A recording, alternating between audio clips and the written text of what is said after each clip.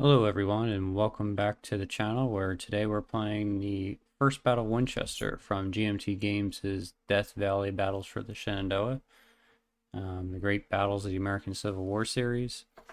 And this First Battle of Winchester is May 25th, 1862, as you see up here.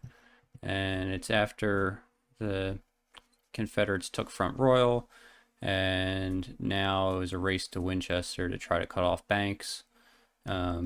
Banks essentially set up a little bit of a defensive position south of town to try to hold off Jackson while he withdrew the rest of his forces and baggage train north towards Harper's Ferry. So anyway, it's been a long time coming, and doing it on Vassal, I hope you're okay with it, but it kind of is so much easier to set up. I don't think go digging through the box to find the counters, which I'm very bad at organizing. I never did get like those big, nice, clear organizing things for this game. So I just have a bunch of them in Ziploc bags, and I tried to separate it out by brigades, but it's just so much of a hassle. So I did set it up actually. I have it set up on the table right now. And then I had to, me and my girlfriend went somewhere and I forgot to close the door. And of course, both cats this time were on the table and they were trying to play. So anyway, it's easier on Vassal. That being said, it doesn't reduce the number of rules I get wrong. And it's been obviously almost a year since we played Kernstown.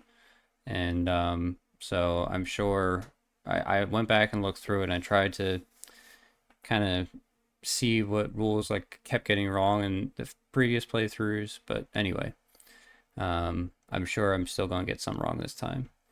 So this is the setup so far. So we have Williams's division has two brigades, Donnelly and Gordon. And they set up on both sides of Winchester. Gordon's covering the pike. Donnelly's covering kind of the front Royal Pike Road. And I forget what road this is. Millwood Pike. So he's covering here because Yule comes in this way from the front Royal Plank Road. And obviously Jackson comes up the Valley Pike. Up here on Burners Hill, we have some artillery batteries. Union cavalry, obviously, it's early war, so they're not really useful. But we'll see what we can do with them.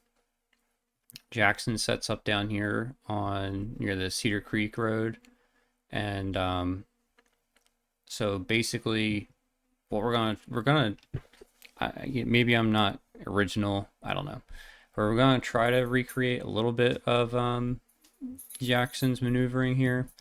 So we're gonna send Winder up the Valley Pike and engage Gordon here, while Campbell and Fulkerson,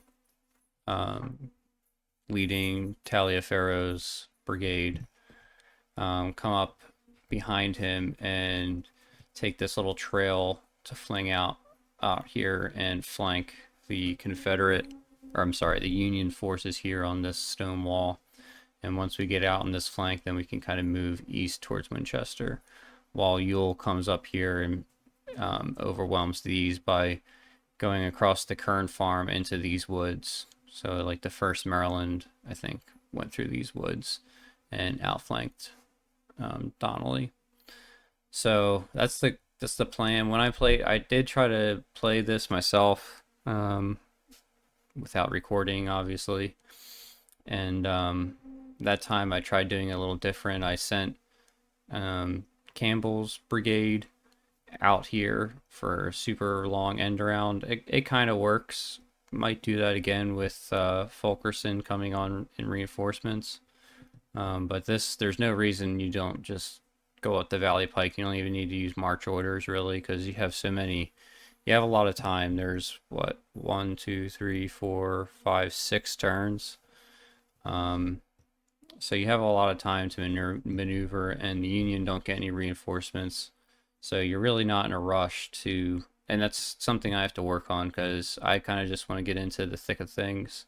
I'm not good at just like passing on activation markers, but there's no reason why you can't just kind of hide behind this hill as the Confederates um, and enfilade and hang out until it's time to launch your attack when you have everything in order. But we'll see. I might get impatient. So without further ado, let's go ahead and get started. Okay, so for the first turn of the game, Jackson automatically has the initiative according to scenario rules. Oh, and speaking of scenario rules, I should talk about what the victory conditions are. Basically, Jackson has to exit troops off the north map edge. But we'll see if we get that far. That's the goal, at least, is to drive the Union off the map edge and to exit troops off the map edge himself. So Jackson gets the first initiative, and now we determine chain of command, and I think, as far as I can tell, everybody is within chain of command. So yeah, even though Banks is way up here in town, he still can trace, because it's half movement, so it'd be like half one, half two, half three, 4, 5, something like that. And he'll be able to get to Williams. But that being said, Donnelly is not within range, I don't think. 1, 2, half 3, half 4, half. Yeah, so Donnelly, this is the only thing I don't like about Vassal. The out of command marker is so small. So I do use the big markers. So command. So Donnelly's out of command of Williams, and I think these batteries are out of command too from Gordon, but as you'll tell in the first turn, they don't really have anything to fire at, so we don't need to worry about them doing one less activation really. But it's something to try to remember. Anyway, so Stewart activates independently with 3 AMs according to the scenario, or yeah, according to the battle book, and yeah, everybody else is within command. Yule obviously is not in command when he comes in, so he'll get only, he has a +1, I forget what the actual word is, like activation rating, so he won't be able to get the 1 from Jackson's core initiative rating, but it kind of balances out anyway. So let's go ahead and populate the AM or the efficiency hat, and then I'll bring you back when that's all set up and we're drawing. Okay, so we drew the efficiency chits. Jackson gets 1 efficiency. So he gets +1 for his core card counter though, and then another +1 for his division. So the Jackson's AMs is a 3, but the first AM, since he has the initiative, we're going to activate his division, so only 2 go into the hat. I'll probably edit this out for the rest of the turns, but I'm just demonstrating it now for the first turn. Yule gets 1 activation. He's not in command, so he doesn't get the Jackson +1, but he is +1 initiative or activation rating, so he gets 2 overall. So 1, 2. Stewart gets 3 activations for the Confederate cavalry. 2, 3. And of course the random event shit. Nobody's under march order, so we don't put the March AM.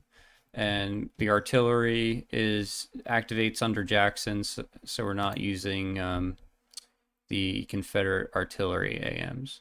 Now on the Union side, Banks drew a 4, so Williams you can't get higher than a 4, so he's just going to be a 4 as well.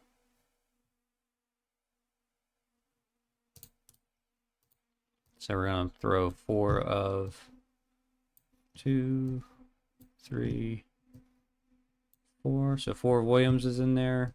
Union Cavalry gets 2 AMs. And no Union unit is in March. So the AM Kepi is loaded. And now we just go to the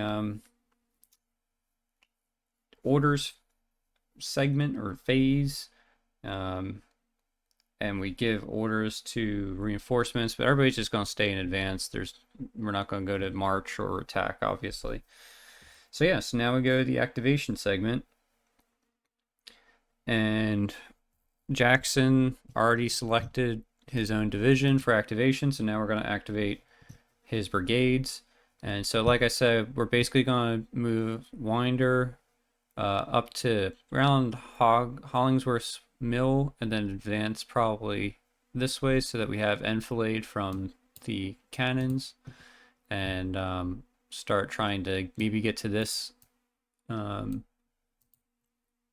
stone wall hex to pin down or to pin them in place, while Campbell and Fulkerson with Taliaferro's brigade continue to march out this way.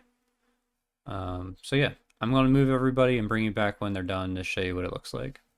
One thing to note that I always forget, so I'm saying it out loud so I don't forget, and so you can hold me to it if I don't, but because we're playing with fatigue, Jackson's division starts with fatigue 2, so their movement is reduced by half of the fatigue level, so it's reduced by 1, so they only get 5 movement allowance.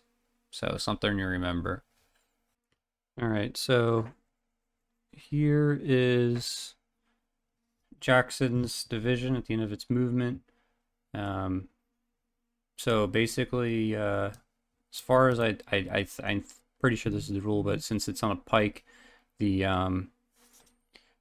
artillery can just run right through the infantry to kind of just butt them out of the way. And so the 3 batteries of artillery got up to here. They're probably going to deploy the Parrot rifle here, I think, from which battery is it? The Rockbridge artillery will probably deploy here and get some shots out up here, while everybody else kind of tries to deploy up here, I think. Winder's brigade moved up, ready to advance up the pike, while Fulkerson brought his brigade, well, Taliaferro's brigade, out the pike, and Campbell also moved out the pike. So yeah, that's the first activation for Jackson complete. Now we dig in to, yep, and then we dig into the AM chit bag, and we draw another Jackson. So likewise, again, and because it's dawn, fire table max is half rounded up, and you get -2 DRM for fire over 1 hex, so we're still pretty safe. The only thing is, I don't think we're going to activate Jackson's division more than 2 times, because then you incur more fatigue, and that will reduce his effectiveness even further. So this is going to be a last activation for Jackson's division in turn 1. So I'll move everybody and bring you back to show you what it looks like. Okay, so here's Jackson's division at the end of his second activation. Like I said, Winder just moved up. Campbell started his turn, and Fulkerson is bringing up the rear. Decided to put the Rockbridge artillery and the Allegheny artillery. We're going to try moving out this way, maybe get up to here using this trail. will be blocked. As long as the infantry don't move, they won't be able to fire at us. I don't think we'll have to check some line of sights because of this. These hexes right here, this ridge should block it from here. And this little ridge right here. So they should be safe from here, and then we can just counter battery, and if once the infantry gets engaged upon by the infantry, then maybe we can wheel these guys up here for some point blank range shots. Actually, no, we can't, because we can't do it within 3, and I'm not playing with that, the optional rule where you can wheel it up here. So here will be good. It will stop the infantry from trying to move around this way, and stopping this flank attack. So again, we're just pinning the Union infantry into place. So that's the end of Jackson's second activation. We can dig in for our next one. It is the random event. So for the random event, we have to roll a die, 7 or less. There is no random event. I'll roll of 8 or 9. Roll again to consult the random events chart. So let's roll. It's a 4, no random event. So I'll just put that over here. Next AM is a Union cavalry. So what we're going to do is we're going to move the 8th New York, and we're going to use them to shield the left flank of Donnelly. So, and then the 1st Michigan is going to come down here to try to protect the flank of Gordon. And then Banks is also sitting on 2 infantry regiments that we're going to probably put into this area to add their fire. Hopefully, maybe. We'll see. So I'll move everybody and bring you back to show you what it looks like. Okay, so here's the cavalry at the end of their move.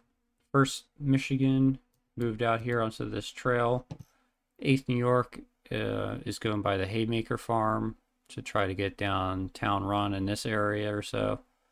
And the 1st Maine and 5th New York have come into the middle where everybody, so we're moving now, and then everybody's going to dismount in their next, well, except 8th New York. These guys are going to dismount and add their carbines to the fray. Next AM is Confederate. It is Yule's activation. So Yule's going to come in on D, and he might use march movement in advanced orders to try to get further up here. Though Stuart's cavalry, since they haven't had an activation yet, might gum up the road a little bit. So we'll see what we have to do, and I'll bring you back when they're done. All right, so Yule has brought in his division. It's led by the 1st Maryland Confederate, and since they're less than 8 strength points, they don't need an extended column to use the march movement, but the 16th Mississippi, 15th Alabama are both an extended column. 21st Georgia, we just moved normally since it's only 4 hexes from where they came on. So that's Yule's activation. Hopefully Stuart will activate before Yule does again, because this might be I'll have to look up that rule. It's always confusing when people are marching through each other. Next activation is, well, that's convenient. It's Stuart. So we're going to bring Stuart up here. We see 8th New York coming around Town Run. I don't think they'll attack across the creek, but we're going to try to get Stuart and his cavalry up into this area on the other side of Town Run. Did I say creek? Town Run. To threaten the flank, per usual. So I'll bring you back when they're moved. So Stuart's little, I don't know what this would be called, battalion, this little band of merry men have moved up to here, and their activation is now complete. Next AM is Williams. Now Williams has some choices to make, so I think we're fine with Donnelly. We haven't really seen what the Confederates are going to do, so it's not really worth moving him and his batteries, which might be worth putting on top here, so that they get some full fire effect when the Confederates come marching up the road. I'll have to think about that. But now Williams, he had, I think for now we're going to have to be happy with where we are because we're behind the stone wall hexes. We have good field of fire. And okay, yeah, I mean, we could see the Confederate artillery moving out this way and think, well, Campbell's probably going there, but judging the situation now, Campbell could be either continuing up here, he could still go on the Valley Pike even. There's no reason he needs to go out to the west. So I think we're going to hang tight. Is it worth moving your artillery? I don't think so. Is it lame to just hang tight? It probably is, but Williams is not activating. So our next AM is another Williams. Same deal, still nothing to change his mind to move.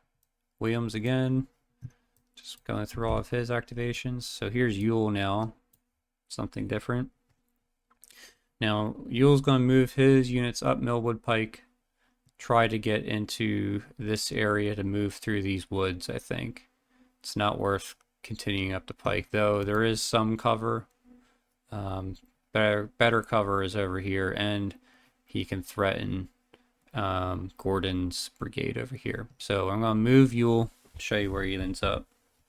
Okay, in typical me fashion, I made several blunders already. First, I forgot to, when they're moving in March, they should be facing the X side, so I fixed that. Second of all, they're not at fatigue 2, so they could move their full movement allowance. I don't know why I thought that they were at fatigue 2, but that's just... but yeah, so I guess theoretically I could move them up one more because they would have been blocked by Stuart's cavalry anyway on Millwood Pike, so that's fine.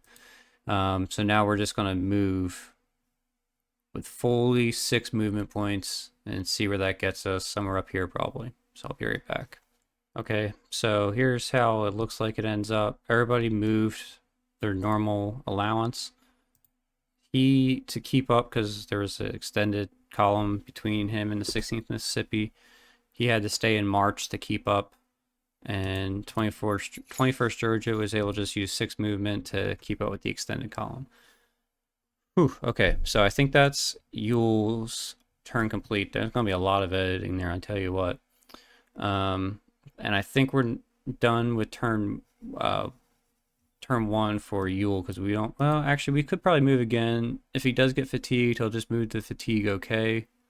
And fatigue okay won't do any modifiers. But I don't know, it might be worth saving that for... because then we'll get to fatigue too. Okay, we'll probably move Yule again. We'll see.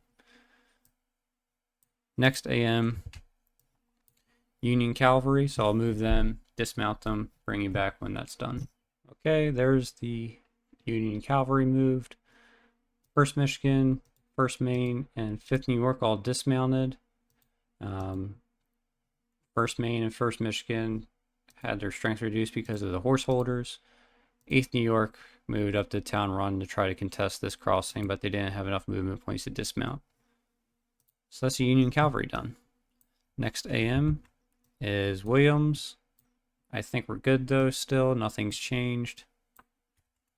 Now it's Jackson. He's already activated twice. We activate again. We're going to increase our fatigue. So I think we're going to pass. Stuart and his cavalry. Well, we will activate him. Probably dismount. And I'll show you what happens when that's done. Alright, so here's Stuart at the end. Everybody dismounted. And getting ready to cross this stream. So that's Stuart's Cavalry done, and the last AM is another Stewart. So I think what we'll do is probably go over the stream for +1. Woods is 2, so that's a 3.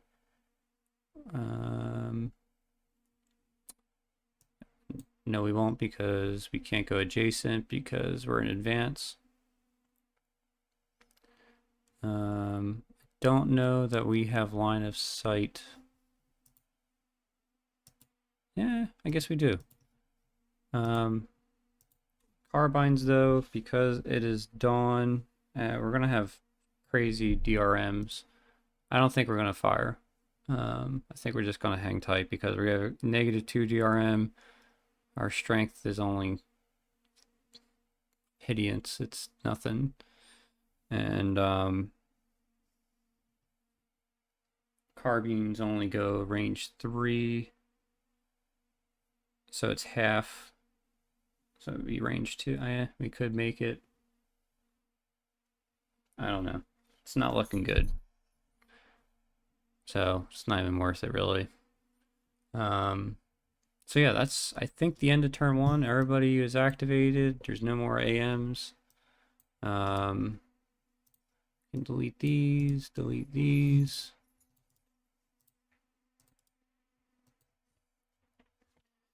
So now the commander movement phase. Banks, we want to move Banks. I don't know, because it's not going to help Williams get in the command of Donnelly. So I don't think it's really worth moving Banks. So replacement recovery phase, nothing happening there. So we're at the end of the turn. We move our turn marker forward, and now it is 0500 hours and everybody can see. So that's the first turn completed for First Battle of Winchester. I hope you enjoyed it, and let me know in the comments what rules I messed up. Probably something to do with these march orders, not gonna lie. But yeah, let me know what you think. Let me know what, if you played it before, how you did, what you would do differently, all that stuff. But yeah, thanks for watching, and I hope you tune in for the next one. Until then, bye for now.